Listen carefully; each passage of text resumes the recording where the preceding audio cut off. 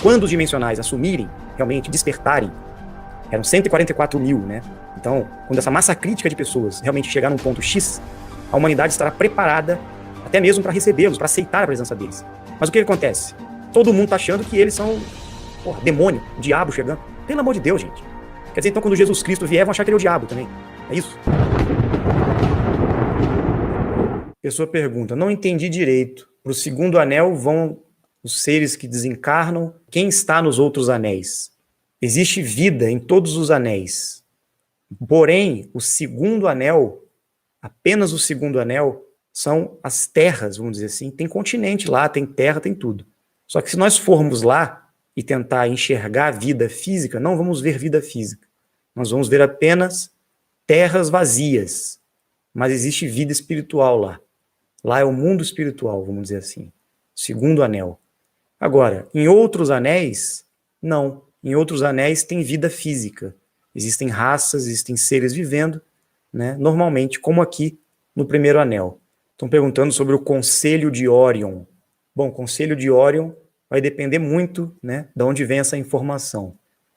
Nós sabemos que nas 49 raças existe o Conselho de Órion, que faz parte, né, uma das raças das 49 são de Órion, e quando eu digo Órion, estou falando de outras dimensões, outras realidades, né? Então, existe sim essa questão do Conselho de Órion. Agora, os Anunnakis e alguns seres planetários foram relacionados a Órion também, tá? Como se eles tivessem vindo de Órion. Mas, na verdade, não é que eles sejam de Órion. É que quando o veículo que eles se utilizavam para chegar aqui no primeiro anel vinha e passava pela Terra, que é uma estrela errante, né, chamada Nibiru, que passa aqui de tempos em tempos, eles vieram do quinto anel e se utilizaram de Nibiru para chegar aqui. E esse astro, quando ele passa, ele fica perto da constelação de Órion. Ele para ali e fica ali, como se fosse parte de Órion, né? Então, muitos associaram eles como sendo de Órion, mas não são. Por isso que as 3 pirâmides que os Anunnakis construíram no Egito, né, simbolizam o cinturão de Órion, né, as 3 Marias, né, tem a relação com a posição das estrelas, porque é o local onde o Nibiru fica estacionado, onde ele para fazer a volta, né, e retornar. Então ele fica mais ou menos por 40 anos ali, nessa região de Órion. E quando ele se aproximar de novo, nós vamos enxergar esse astro parado, muito próximo aqui à constelação de Órion. Agora, se existem seres, né, do bem atuando como Conselho de Órion, com certeza.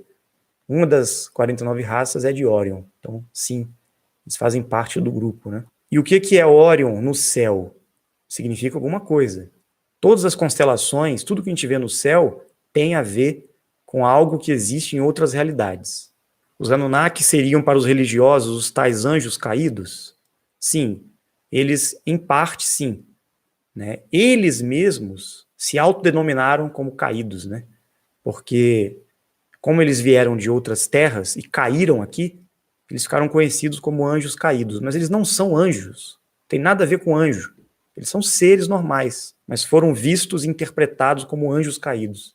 Agora, os verdadeiros anjos caídos, né, que não são colocados na história aí, somos nós dimensionais, que caímos aqui na Terra, né?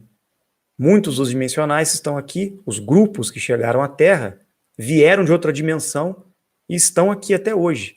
E perderam a consciência, perderam as habilidades, perderam a memória, se desvirtuaram um pouco, né? Justamente porque ficaram aprisionados na Matrix, no sistema dos Anunnakis. Então, nós nos tornamos anjos caídos, porque realmente éramos anjos, éramos seres dimensionais e caímos aqui. Agora, nós somos do mal? Não.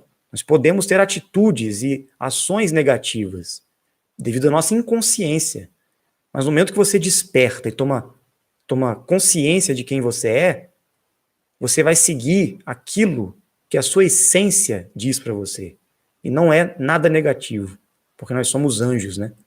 Agora, se ficarmos aqui inconscientes, vivendo como escravos e dominados por esse sistema dos Anunnakis, é isso que eles querem. Os Anunnakis fazem de tudo para que nós nos tornemos seres negativos, perdidos, né? Para que possamos cumprir a agenda deles. E muitos perguntam também, mas e o diabo? Né? E Satanás? Gente, pura criação da igreja. Eles criaram esse antagonista, essa figura perversa, diabólica, né? Justamente para se pôr contra a imagem de Jesus Cristo, de Deus, para criar o bem e o mal, para que o ser humano sentisse medo e obedecesse às regras impostas pela igreja, para deixar a gente com medo, na verdade. Até hoje você vê, as pessoas estão apavoradas aí, com medo, muitos ficam mandando mensagem aí no bate-papo, nos comentários, com medo do diabo. Que mané diabo, gente? Estou esperando o diabo aparecer aqui, até hoje não vi, tá? Então, se ele existe, apareça aí, apareça. Estou chamando o diabo para encarar aqui, para aparecer na live ao vivo. Vamos ver se ele vai aparecer. Então, um abraço aí pro diabo. Quando os dimensionais assumirem, realmente, despertarem, eram 144 mil, né? Então, quando essa massa crítica de pessoas realmente chegar num ponto X, a humanidade estará preparada até mesmo para recebê-los, para aceitar a presença deles. Mas o que acontece? Todo mundo está achando que eles são, demônio, o diabo chegando. Pelo amor de Deus, gente. Quer dizer, então, quando Jesus Cristo vier, vão achar que ele é o diabo também. É isso? Qualquer ser que vem é o diabo agora. Você só vai saber se ele é o diabo mesmo se você for lá encarar o diabo. Se você for encarar o demônio, como eu fiz. Eu fui lá e encarei o demônio. Falei, demônio, mostre sua face. Aí eu vi, né, quem ele era. Muitos estão falando aí, né, não sejam cagões, sejam corajosos, vão enfrentar, vão buscar a experiência. Querem ficar acreditando em igreja, em papa pedófilo, nesses safados aí? Vocês fiquem acreditando. Eu não acredito, desculpa.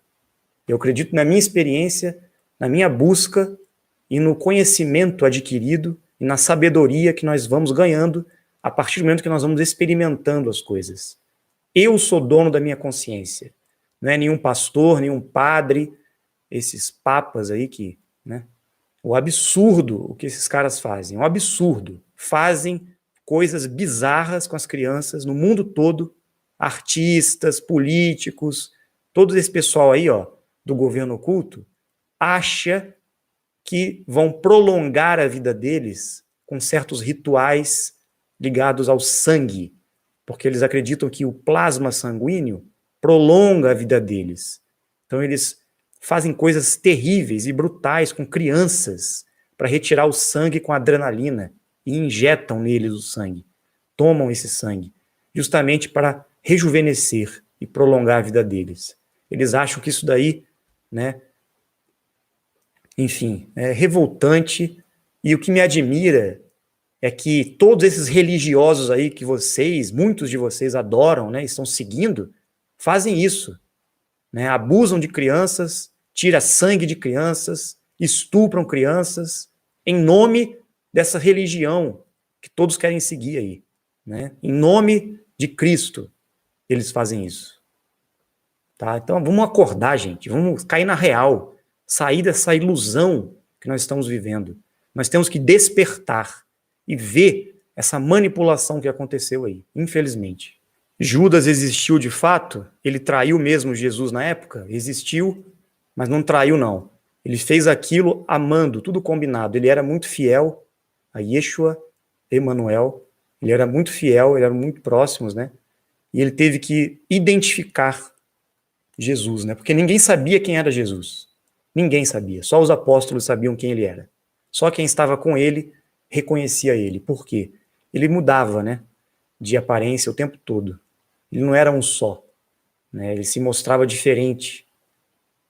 Existem textos apócrifos, né? Vou trazer isso um dia aqui, que mostram essas evidências. E a gente confirmou isso sim. Ele se apresentava de diversas formas, né? Então, quando Judas o beijou, era tudo combinado. Ele queria fazer aquilo, ele se entregou porque ele queria se entregar, né, para os romanos, e foi tudo programado para que ele pudesse mostrar para as pessoas que ele não morria, Era um choque que ele queria dar nas pessoas na época, para que ele pudesse provar, inclusive para nós dimensionais que estávamos lá e não acreditávamos nele, ele quis dar um choque para que a gente despertasse, através desse episódio, né, da crucificação e da ressurreição dele. E foi assim que ele conseguiu despertar os dimensionais. Até hoje, né, ficou marcada essa história. Todas as ideologias políticas, por exemplo, não importa se é de direita, esquerda, não importa. Tem a manipulação deles por trás. São grupos, são facções diferentes do governo oculto, raças diferentes, que têm suas ideologias diferentes. Então, são brigas entre eles. Então não adianta a gente ficar polarizado em política, em facções, em ideologias, que nós vamos estar agindo como escravos. Dimensional, ele é livre, ele não se aprisiona em nada, ele não fica vinculado a essas coisas criadas pelos homens. Nem religião, nem política, nem nada. Ele é livre. O dimensional tem que ser independente, tem que ser um pesquisador. Ele tem que buscar a verdade, sem nenhum tipo de dogma, de rótulo, de nada. Ele tem que ser livre e ver o que está por trás de todas as coisas. E o que eu disse, a sua experiência que vai mostrar. É a sua experiência.